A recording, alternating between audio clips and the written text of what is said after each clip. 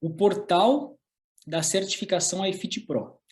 Então, o portal da certificação iFit Pro tem aqui, ó, mais de 200 aulas, né? É um acompanhamento que eu faço com os personagens por 4 meses. Então, por 4 meses a gente fica se encontrando, fazendo mentorias, eu abro uma turma, então são 3 turmas que eu abro por ano e cada turma leva 4 meses de estudo.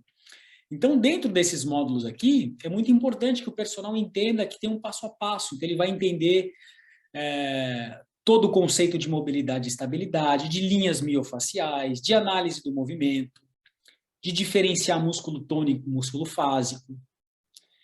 Então, a cada semana a gente tem um módulo. Então, ó, módulo 1, módulo 2, módulo 3, a gente começa aqui falando das linhas miofaciais, vocês compreendem essas linhas miofaciais, que é a base para começar um programa de uma forma bem coerente e saudável, uma boa estratégia. E depois a gente vai de articulação em articulação. Então, vem aqui, ó, quadril, coluna lombar, outro módulo só sobre quadril.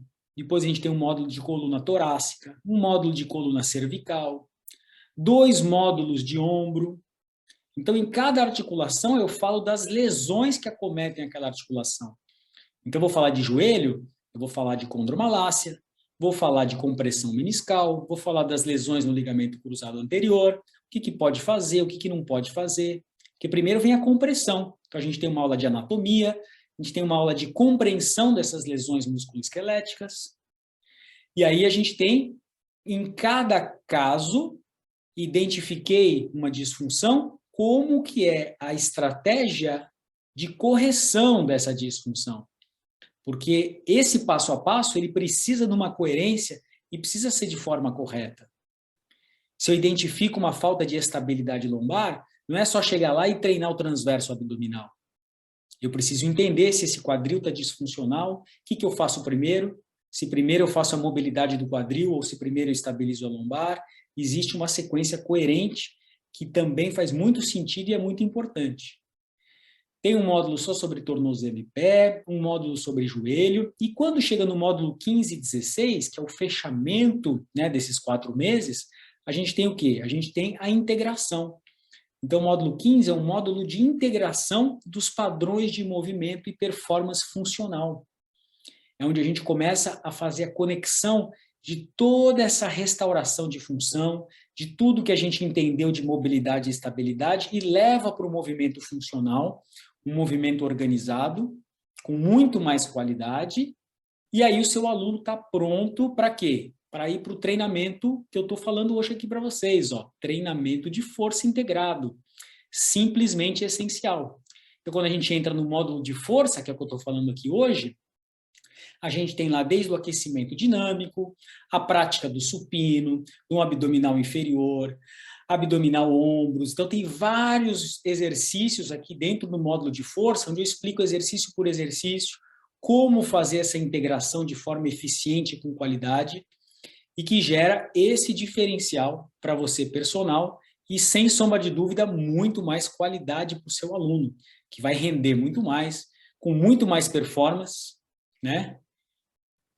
Porque apesar de eu falar sobre lesões, eu trabalhei por 6 anos com a equipe olímpica brasileira de golfe. Então, são atletas que foram para as Olimpíadas, né? Pude estar nas Olimpíadas junto com eles, pude estar nos Jogos Pan-Americanos de Toronto, no Canadá.